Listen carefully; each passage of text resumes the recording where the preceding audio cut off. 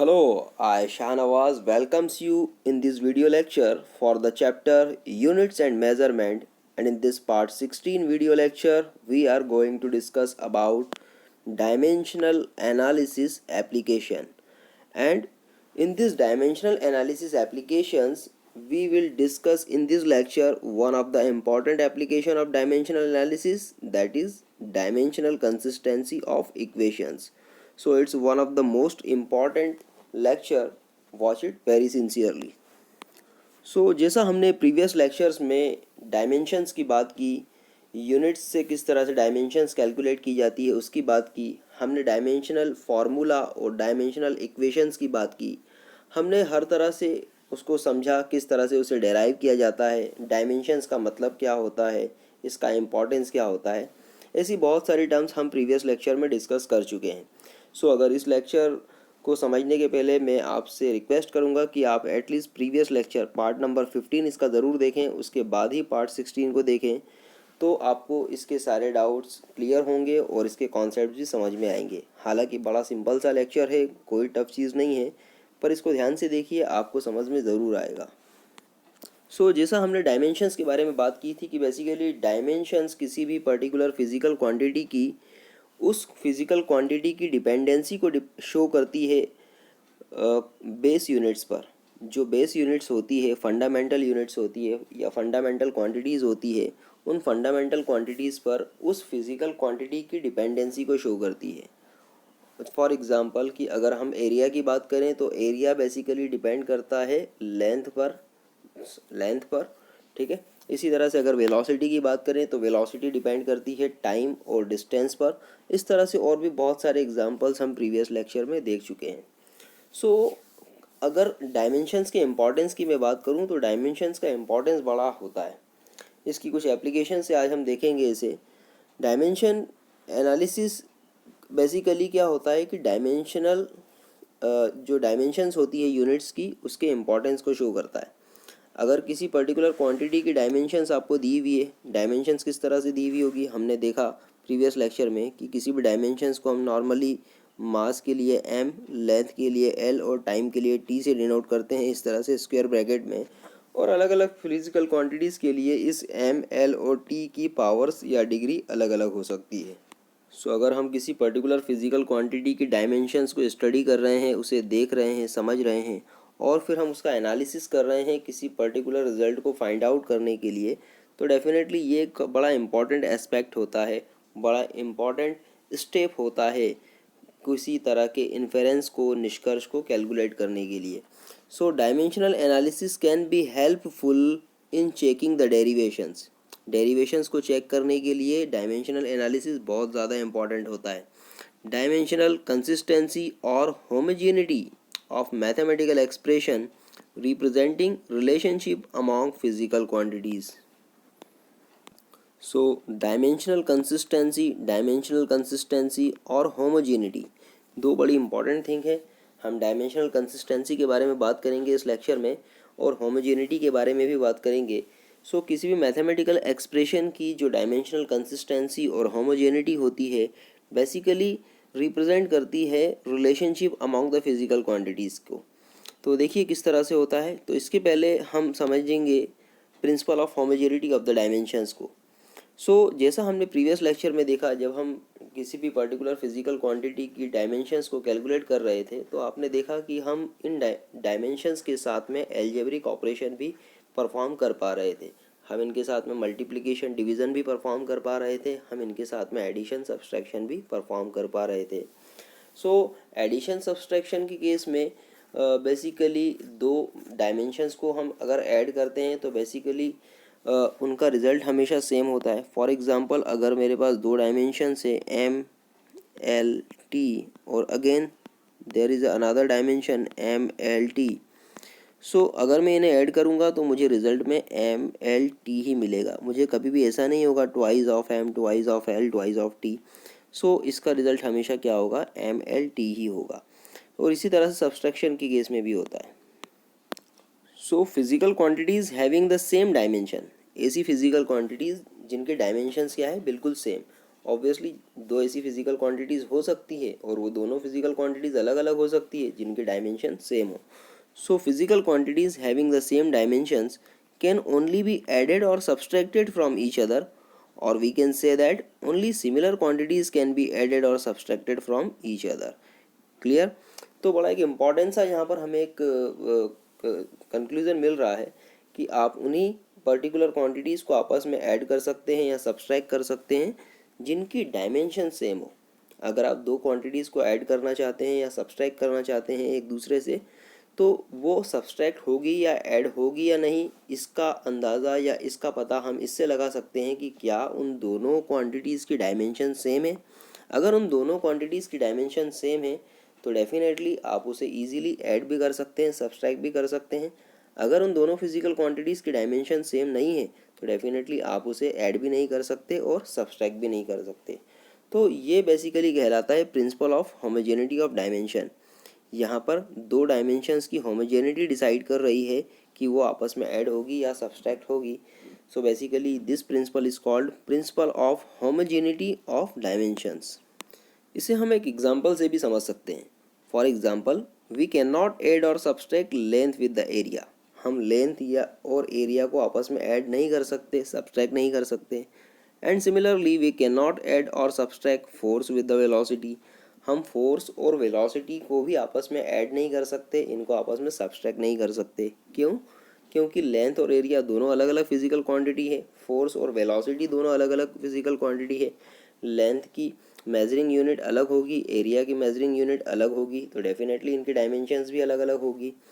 Force की measurement unit अलग होगी, वेलोसिटी की मेजरमेंट यूनिट अलग होगी, तो डेफिनेटली इनकी डायमेंशंस भी अलग अलग होगी. इसी तरह से वॉल्यूम को टेम्परेचर के साथ में ना तो ऐड किया जा सकता है ना ही सब्सट्रैक्ट किया जा सकता है. रीज़न सेम है क्योंकि वॉल्यूम की यूनिट अलग है और टेम्परेचर की यूनिट अलग है, तो डेफिनेटली दोनों की डायमेंशंस भी अलग अलग होगी. सो प्रिंसिपल ऑफ होमोजेनिटी इसी चीज़ को डिफाइन करता है कि दो ऐसी क्वांटिटी को ही आप आपस में ऐड कर सकते हैं या सब्सट्रैक्ट कर सकते हैं जो सेम डायमेंशंस की हो, जो सेम डायमेंशंस की हो. हाँ, पर एक चीज़ आपको हमेशा याद रखना है कि दो अलग अलग डायमेंशंस की क्वांटिटी को, दो अलग अलग डायमेंशंस की फिजिकल क्वांटिटी को आप मल्टीप्लाई कर सकते हैं और डिवाइड कर सकते हैं. एक दूसरे से मल्टीप्लाई और डिवाइड किया जा सकता है, बट उन्हें ऐड और सब्सट्रैक्ट नहीं किया जा सकता. So this simple concept is called principle of homogeneity of dimensions in an equation. ठीक है, तो किसी भी पर्टिकुलर इक्वेशन में principal of homogeneity of dimensions क्या डिफाइन करता है, आई होप कि आपको समझ में आ गया होगा. तो अगर हम एप्लीकेशंस की बात करें कि डायमेंशनल एनालिसिस की एप्लीकेशन क्या है, अगर आपको डायमेंशंस दी हुई है किसी पर्टिकुलर फिजिकल क्वांटिटी की और आप उस डायमेंशंस का एनालिसिस कर रहे हैं, सो बेसिकली इस एनालिसिस का इस्तेमाल कहाँ कहाँ किया जा सकता है, इस एनालिसिस की एप्लीकेशंस क्या होगी. So basically there are three applications of dimensional analysis. The first one is dimensional consistency of equations. The second one is deriving relation among physical quantities. And the third one is conversion of unit from one system to other. Out of these three applications, we will discuss dimensional consistency of equation in this particular lecture. इस lecture में हम discuss करने वाले हैं dimensional consistency of equations के बारे में. तो बड़ा इंपॉर्टेंट एप्लीकेशन है ये डायमेंशनल एनालिसिस का. So dimensional consistency of equations क्या कहता है? We can check the correctness of an equation with the help of principle of homogeneity of dimension. Yes, अगर आपको कोई इक्वेशन दी हुई है, कोई मैथमेटिकल एक्सप्रेशन दिया हुआ है, सो वो मैथमेटिकल एक्सप्रेशन करेक्ट है या नहीं, इस चीज़ का पता हम लगा सकते हैं डायमेंशनल कंसिस्टेंसी चेक करके. अगर हम उस पर्टिकुलर एक्सप्रेशन की, उस मैथमेटिकल एक्सप्रेशन की डायमेंशनल कंसिस्टेंसी चेक कर सकते हैं, सो डेफिनेटली कंसिस्टेंसी चेक करने के बाद हम ये पता लगा सकते हैं कि वो मैथमेटिकल एक्सप्रेशन करेक्ट है या नहीं. ये आपको और ज़्यादा क्लियर होगा आगे फर्दर एग्जांपल से. If the dimension of all the terms in an equation are not same, the equation is certainly wrong. ठीक है, अगर आपके पास कोई मैथमेटिकल एक्सप्रेशन है, उस मैथमेटिकल एक्सप्रेशन में सपोज प्रीवियस जो लेफ्ट हैंड साइड है, लेफ्ट हैंड साइड का जो डायमेंशन है वो राइट हैंड साइड के डायमेंशन से मैच नहीं हो रहा है, तो डेफिनेटली यहाँ पर हम कह सकते हैं कि ये इक्वेशन कैसी है, dimensionally inconsistent. For any equation to be dimensionally correct, dimensions on both the sides of the equation must be equal. Clear? So अगर कोई पर्टिकुलर इक्वेशन डायमेंशनली कंसिस्टेंट है तो इसका मतलब ये है कि उसके जो दोनों साइड हैं, लेफ्ट हैंड साइड और राइट हैंड साइड, दोनों की जो डायमेंशंस है वो हमेशा क्या होगी, सेम होगी। इसे हम बहुत अच्छे एग्जाम्पल से समझ सकते हैं। देखिए बड़ा सिंपल सा एग्जाम्पल है। In the circular motion we shall define the centripetal force F. जब भी कोई बॉडी सर्कुलर मोशन परफॉर्म करती है तो सर्कुलर मोशन में वहाँ पर बॉडी को के अंदर की तरफ, बॉडी से अंदर सेंटर की तरफ, सर्कल की तरफ एक सेंट्रीपिटल फोर्स डिफाइन होता है। ये सेंट्रीपिटल फोर्स क्या होता है, डिफाइन होता है F is equals to M V square upon R से। इसका जो फॉर्मूला होता है वो होता है F is equals to M V square upon R. इसका मतलब क्या हुआ कि सेंट्रीपिटल फोर्स जो है वो मास m और स्पीड वेलोसिटी, स्पीड v और radius of the circle r पर डिपेंड करता है। ठीक है। अब अगर मैं ये चेक करना चाह रहा हूँ कि क्या F is equal to M V square upon R, ये एक्सप्रेशन सही है, करेक्ट है, ये गलत तो नहीं, तो डेफिनेटली हम ये चेक कर सकते हैं अगर हम इसकी डायमेंशनल कंसिस्टेंसी चेक कर पाते हैं। डायमेंशनल कंसिस्टेंसी चेक करने के लिए मुझे क्या करना होगा, मुझे सबसे पहले फोर्स F की डायमेंशंस निकालनी होगी, देन मुझे M V square upon R की डायमेंशंस निकालनी होगी। फिर मैं ये देखूँगा कि क्या फोर्स की dimensions M V square upon R के डायमेंशंस के इक्वल है। अगर ये दोनों डायमेंशंस इक्वल है तो डेफिनेटली ये इक्वेशंस कैसी है, करेक्ट इक्वेशन है, और इक्वेशन करेक्ट है और डेफिनेटली ये डायमेंशनली कंसिस्टेंट है। और अगर लेफ्ट हैंड साइड और राइट हैंड साइड की डायमेंशंस आपस में मैच नहीं होती है तो डेफिनेटली हम कह सकते हैं कि ये इक्वेशन टोटली रॉन्ग है।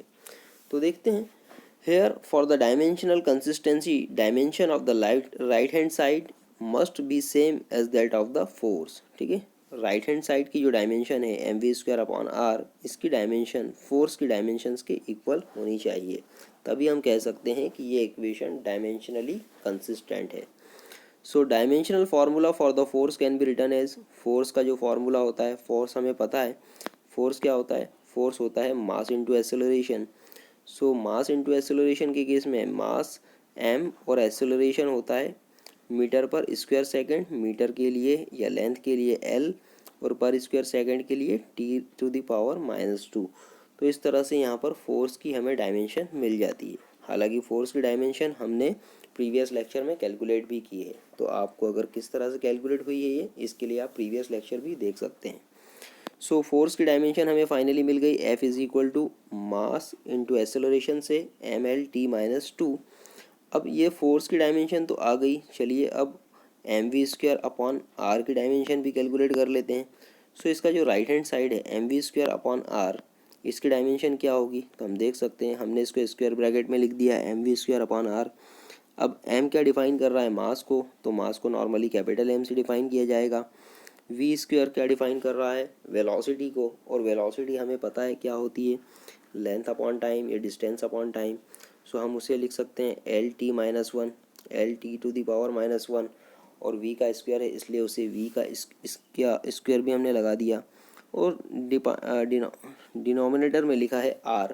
आर क्या है, रेडियस, और रेडियस भी बेसिकली एक तरह की लेंथ को ही डिफाइन करती है, इसलिए इसे कैपिटल एल ब्रैकेट से लिखा जाएगा।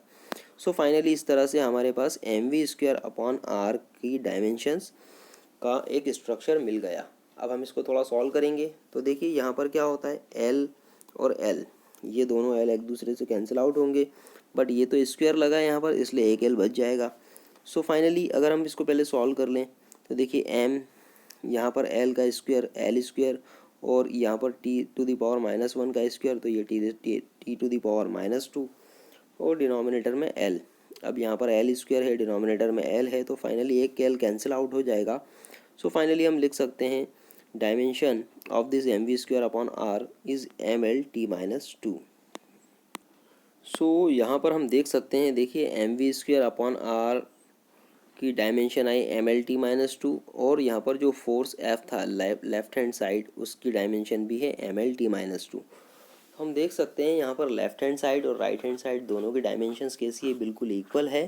सो हम कह सकते हैं कि ये इक्वेशन कैसी है, डायमेंशनली कंसिस्टेंट है, डायमेंशनली करेक्ट है। तो इसके करेक्ट होने के चांस बढ़ जाते हैं। So we can see that dimensions of the right side of the above equation is same as that of for the left side, which is basically dimension of the force. Hence above written equation for centripetal force is dimensionally correct. Dimensionally correct. मतलब ये equation गलत नहीं है, ये equation dimensionally correct है। लेकिन हाँ, ये ज़रूरी नहीं कि ये इक्वेशन करेक्ट है। डायमेंशनली करेक्ट होने का मतलब ये नहीं होता कि इक्वेशन करेक्ट ही है। किस तरह से, अभी हम आगे देखते हैं और इसको क्लियरली समझेंगे। इसके पहले हम एक इक्वेशन और देख लें, एक एग्जांपल और देखते हैं। If an equation is written as a addition और सब्सट्रैक्शन, ठीक है, second example, it is a second example. If an equation is written as a addition और सब्सट्रैक्शन, कोई इक्वेशन आपको किस तरह से दी हुई है, एडिशन और सब्सट्रैक्शन के फॉर्म में दी हुई है ना। So if an equation is written as a addition or subtraction of more than one terms, एक से ज़्यादा टर्म्स के सब्सट्रैक्शन या एडिशन के फॉर्म में कोई इक्वेशन लिखी हुई है, then dimension of each term must be same on both the side of the equation, ठीक है। तब जितनी भी उसमें टर्म्स है, चाहे वो LHS की टर्म्स हो या RHS की टर्म्स हो, जितनी भी टर्म्स हो, सपोज कोई इक्वेशन इस तरह से हमें लिखी हुई है, a + b = c। So suppose इस इक्वेशन में बेसिकली क्या है, या इसके एक टर्म और ले लेता हूँ मैं, c - d।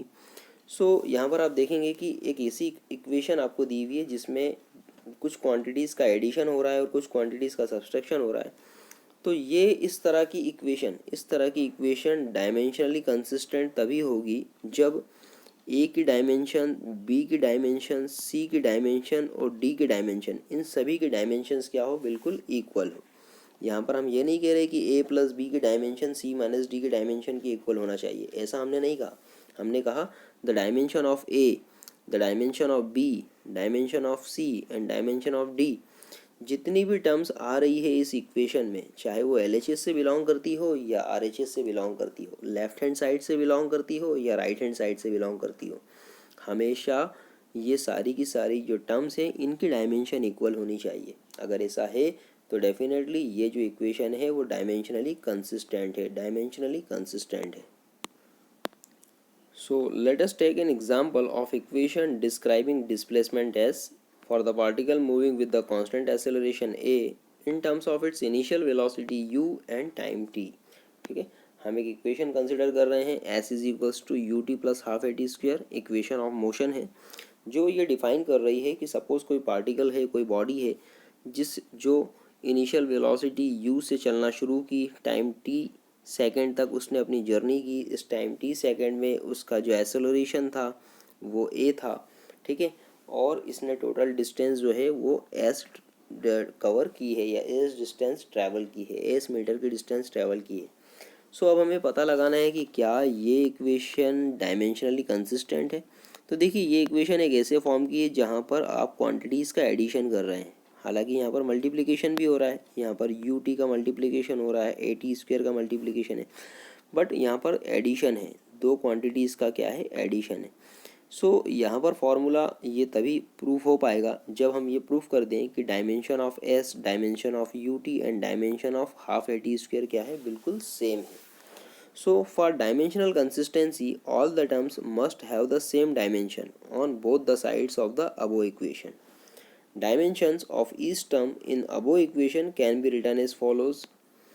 तो हम देख सकते हैं यहाँ पर जो फर्स्ट टर्म है s, है ना, जो LHS है दैट इज s क्या है, डिस्टेंस या डिस्प्लेसमेंट, और वो बेसिकली एक लेंथ होती है, तो डेफिनेटली इसकी डायमेंशन को डिफाइन किया जाएगा l से।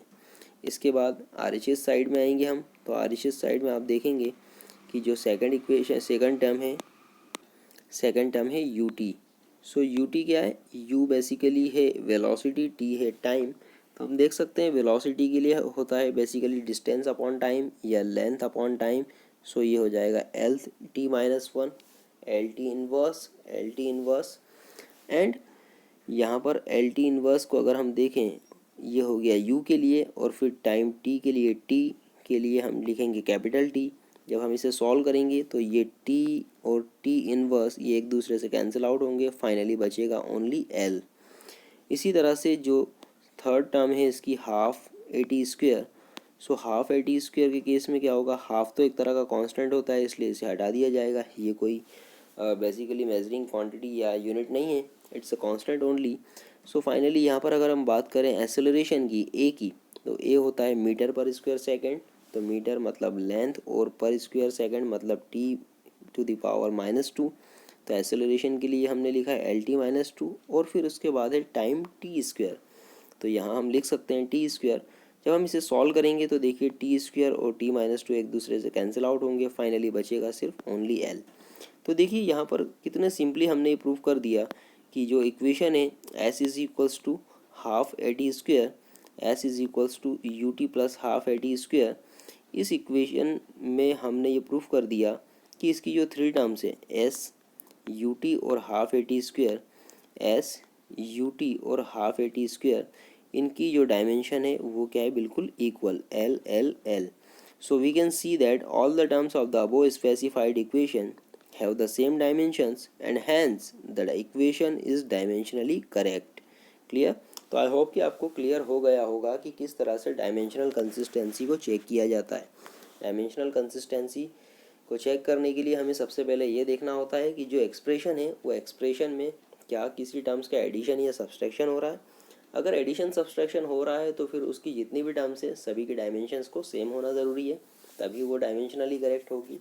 और अगर ऐसा नहीं है, बिल्कुल सिंपल इक्वेशन है जिसमें कोई एडिशन सब्सट्रैक्शन नहीं है, ओनली एक टर्म एलएचएस में है और दूसरा टर्म आरएचएस में है, मे भी पॉसिबल कि वो एलएचएस और आरएचएस वाले जो टर्म्स हैं उनमें कुछ क्वांटिटीज़ का आपस में मल्टीप्लिकेशन या डिवीज़न हो सकता है। सो इस केस में हम उसकी जो लेफ्ट हैंड साइड की जो टोटल डायमेंशन होगी और राइट हैंड साइड की जो टोटल डायमेंशन होगी उनको आपस में चेक करेंगे। अगर वो इक्वल है तो इट मीन्स कि वो जो इक्वेशन है वो डायमेंशनली करेक्ट है। अब डायमेंशनल कंसिस्टेंसी चेक करने का जो एप्लीकेशन है डायमेंशन एनालिसिस का, इसकी एक लिमिटेशन भी है, बहुत बड़ी लिमिटेशन है। क्या लिमिटेशन है?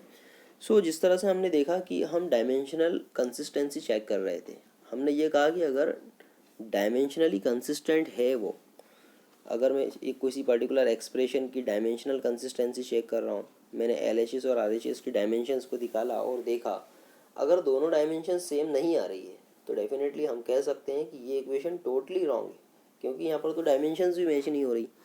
लेकिन अगर दोनों डायमेंशन सेम आ रही है, दोनों साइड की डायमेंशन सेम आ रही है, तो फिर ये ज़रूरी नहीं कि वो इक्वेशन करेक्ट हो। हाँ, वो डायमेंशनली कंसिस्टेंट है, लेकिन वो इक्वेशन करेक्ट है या नहीं, इस चीज़ का कोई श्योरिटी नहीं है।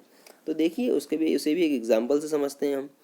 Checking the dimensional consistency is just one preliminary test for the correctness of equation. ठीक है, अगर आप किसी पर्टिकुलर इक्वेशन की डायमेंशनल कंसिस्टेंसी चेक कर रहे हैं तो ये एक तरह का सिर्फ प्रिलिमिनरी टेस्ट है। ठीक है, एक तरह का प्राइमरी टेस्ट है, किसको, ये चेक करने का कि क्या वो इक्वेशन करेक्ट है। अगर वो डायमेंशनली कंसिस्टेंट है तो वो इक्वेशन करेक्ट हो सकती है, ये ज़रूरी नहीं कि वो होगी। जैसे फॉर एग्जांपल हम इसी का केस लेते हैं, अभी हमने जो एग्जांपल लिया था, अभी फॉर एग्जांपल हमने एक एग्जांपल लिया था F is equals to mv² upon r। ठीक, अब यहाँ पर हमने अभी डायमेंशनली इसको चेक किया तो ये डायमेंशनली कंसिस्टेंट था और हमने ये कहा कि ये इक्वेशन डायमेंशनली कंसिस्टेंट है। लेकिन अगर सपोज यहाँ पर F is equals to mv² upon r ना होकर 7mv² अपॉन r होता, ठीक है, तो क्या होता, तब भी अगर आप इसके डायमेंशंस को चेक करते तो डायमेंशंस बिल्कुल सेम ही आती। क्यों? क्योंकि ये कांस्टेंट का डायमेंशंस पे कोई फ़र्क नहीं पड़ता। क्यों फ़र्क नहीं पड़ता? अभी आपको याद आ रहा होगा, अभी हमने जस्ट एक एग्जांपल देखा था हाफ ए टी स्क्वायर, तब मैंने कहा कि भाई जो हाफ है वो कांस्टेंट है, इसको अलग हटा दो। तो एक्चुअली ये जिस तरह के कांस्टेंट्स होते हैं ये कभी भी डायमेंशंस को अफेक्ट नहीं करते। इसी तरह से यहाँ पर भी इस इक्वेशन में अगर मैंने F is equals to 7mv² upon r लिख दिया तो ये इक्वेशन तो गलत है। क्यों? क्योंकि सेंट्रीपिटल फोर्स जो होता है उसकी जो इक्वेशन होती है वो F is equal to mv² upon r होती है, कभी भी 7mv² अपॉन r नहीं हो सकती। अगर मैं इसकी डायमेंशंस को चेक करूँगा तो डायमेंशंस मुझे बिल्कुल सेम मिलेगी, डायमेंशंस मुझे दोनों की सेम ही मिलना है, mlt -2 और जब मैं इधर चेक करूँगा तो ये भी मुझे मिलेगा MLT-2। अब ये दोनों डायमेंशंस तो बिल्कुल सेम है, तो ये डायमेंशनली कंसिस्टेंट आ गई, लेकिन इसका मतलब ये नहीं कि ये इक्वेशन सही है। ठीक है, so dimensional consistency of any equation ये कभी भी डिफाइन नहीं करती कि वो इक्वेशन करेक्ट है या नहीं। वो सिर्फ ये डिफाइन करती है कि डायमेंशनली कंसिस्टेंट है, लेकिन करेक्ट हो सकती है, ये ऐसा डिफाइन करती है, लेकिन ये कभी भी नहीं कहती कि वो करेक्ट ही है। सो इसी तरह से अगर हम बात करें यहाँ पर, so if the given equation is dimensionally inconsistent, अगर कोई इक्वेशन है और वो डायमेंशनली कैसी है, इनकंसिस्टेंट है, वो डायमेंशनली इनकंसिस्टेंट है, ठीक है, कंसिस्टेंट नहीं है, then it is for the sure that given equation is wrong. तब हम डेफिनेटली बोल सकते हैं कि वो इक्वेशन कैसी है, गलत है। अगर डायमेंशनली इनकंसिस्टेंट आ रही है, डायमेंशनली कंसिस्टेंट है ही नहीं, तो डेफिनेटली वो इक्वेशन ही रॉन्ग है, ये तो बिल्कुल 100% श्योरिटी है। But we should be aware of the fact that if equation is dimensionally consistent, है ना, अगर वो इक्वेशन कैसी है, डायमेंशनली कंसिस्टेंट है, then it is not a guarantee that equation is correct. तब इसकी कोई गारंटी नहीं कि वो इक्वेशन करेक्ट ही है। ठीक है, इस एग्जांपल से हम ऑलरेडी उसे समझ चुके हैं। So dimensionally wrong equation is certainly wrong, जो इक्वेशन डायमेंशनली रॉन्ग होगी वो सर्टेनली रॉन्ग होगी। हम फाइनली ये कंक्लूज़न कह सकते हैं, हम ये कंक्लूज़न दे सकते हैं, ठीक है, क्या, कि dimensionally wrong equation is certainly wrong but dimensionally correct equation may not be correct equation.